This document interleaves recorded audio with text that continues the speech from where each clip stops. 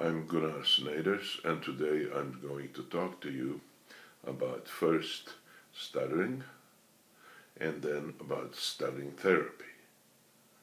Now, usually we define stuttering as something that has to do with struggled speech repetitions and blocks that are hard blocks and that an individual can't get out of it. The secondary symptoms that people have when they twitch their muscles or snap their fingers, and those are often identified as the two main elements of the stuttering. Today I'm going to tell you that the main element of the stuttering is how you interpret stuttering. What do you really think about stuttering? Think about yourself as a person who stutters, and especially think about your emotions about speaking situations. Emotions such as guilt, shame, fear, anxiety. How we think about stuttering influences how we feel about stuttering. How we feel about stuttering influences how we actually speak. So, in psychotherapy of stuttering, what we do is we first of all talk about the individual, how he feels about stuttering, how he feels about himself as an individual who stutters, and then what kind of emotions does he get in various stuttering situations. Now, stuttering also involves, of course, avoidances of sounds, words, and situations. The other aspect which I have not talked about stuttering so far is that people who stutter devote excessive amount of time thinking and worrying about stuttering. And I want to just, it's a waste of time. After we go through the stuttering therapy, psychotherapy of stuttering, then there's no reason to spend massive time on the speech again. So what is the hopeful outcome of psychotherapy of stuttering, or stuttering psychotherapy? And first of all, I think that the outcome should be that we accept stuttering for the time being as it is there. Then we accept ourselves whether we stutter or not. We don't define ourselves as children of a lesser God because we stutter. After we have a foundation, philosophical foundation, that we are okay or even good, as I tend to think myself as a good person, then we can start using techniques to overcome secondary stuttering, like snapping of the fingers, twitching of the eyes, and we can also at the same time, we can start to work on our speech, how we speak, what cadence we use, and also eliminating all of this excessive struggle and forcing and the hard blocking. And that is done by what I call speech therapy techniques or speech manipulation. The main speech manipulation I use is which was used by Wendell Johnson, and that is where he went back to the easy bouncing repetitions. Now let me show you what an easy bouncy repetition is. For example, when I start a sentence. This. That's an easy bouncing repetition on this. You can even get it more concise, this, but never a struggling. Not the outcome should never be as struggling. This kind of an outcome, nor and the frequency of the deliberate dysfunctions. Deliberate dysfunctions are actually voluntary stuttering. In the voluntary stuttering, what you want to do is you want to show yourself and the speaker that having a small repetition in your speech, it does not hurt your communication, and it does not cause anything else what we could term as awful to happen. The only thing is that we have to sort of come out of the closet and say, here I am. I do have a stutter off and on. And even though deliberate disfluencies should not be mixed up with involuntary stuttering per se, the body does not know whether it is deliberate disfluencies or certain parts of the body do not know. And they get fooled and desensitized.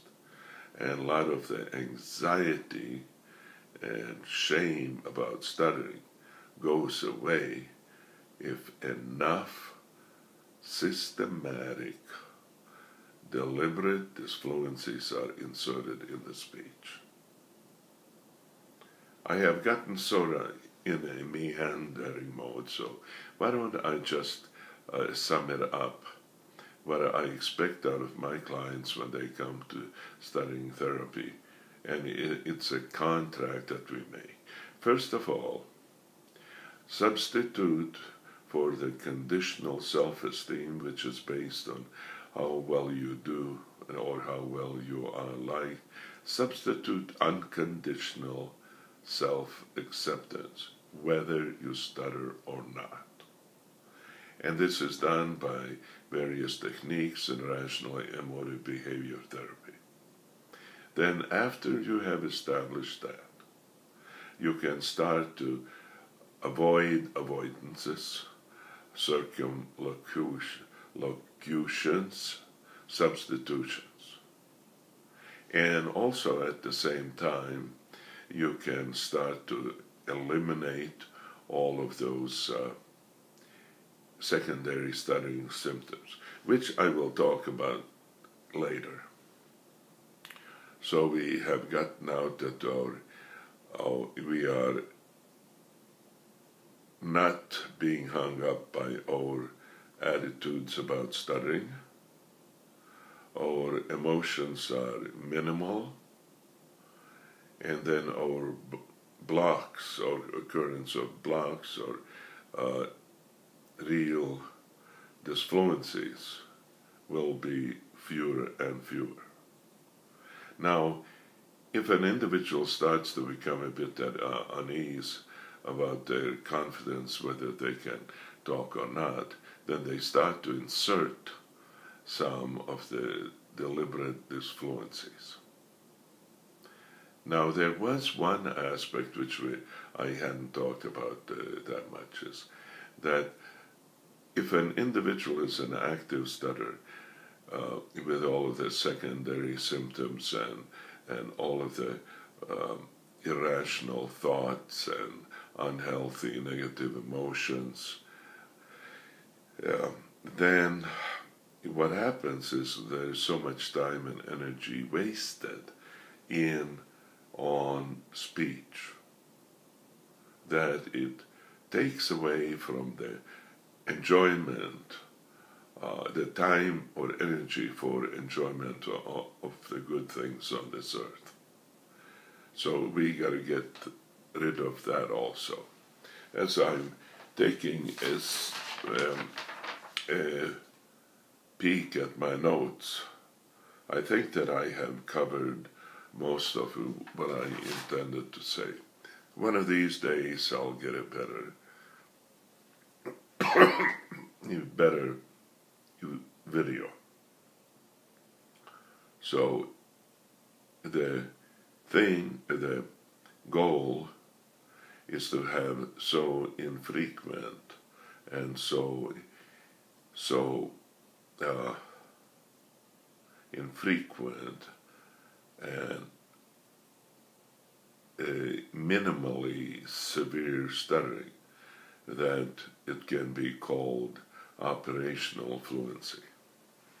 In this instance, the way I talked on this tape, I would say that I had operational fluency. It does not mean that there were no traces of old blocks. And on one or two occasions I had to preempt a thing that is a vision of an oncoming block by a small, deliberate disfluency. But if I could at all times, and I am now at all times talking this well, if I can keep that, I'm happy. I don't need a cure, especially since I have wiped out almost all of the anxiety, shame, guilt, anger that is associated with stuttering. Next time, we'll talk about specific steps, what you can do after you have gotten your head screwed on right and you don't have any more irrational ideas about stuttering. And we will then continue with special instances where people have special problems. Now, what I hope is also that some of you will volunteer to take some Skype lessons from me, and then I would be able to record how I respond to you, and eventually we might be able to even splice a tape together and see how it all would look if we were in the same room. For the time being, I'm signing off. Again, this is Dr.Neiders. I am the author of the book From Stuttering to Fluency, and my goal in life is to help as many people to get better at speaking, and whether we call it overcoming stuttering or recovering from stuttering to me is immaterial, because I feel that with practice anybody could talk as well as I talk now. And as far as I'm concerned, this is operational fluency. It's not perfect. Yes, you could also argue that there were a couple of small disruptions in my speech, which was not insertion. There was also one or two where I inserted deliberate disfluency. I wish you all the best over the holidays, and whatever your way of celebrating the holidays is, I hope it is heartfelt, you enjoy them, and don't end up in jail. Bye.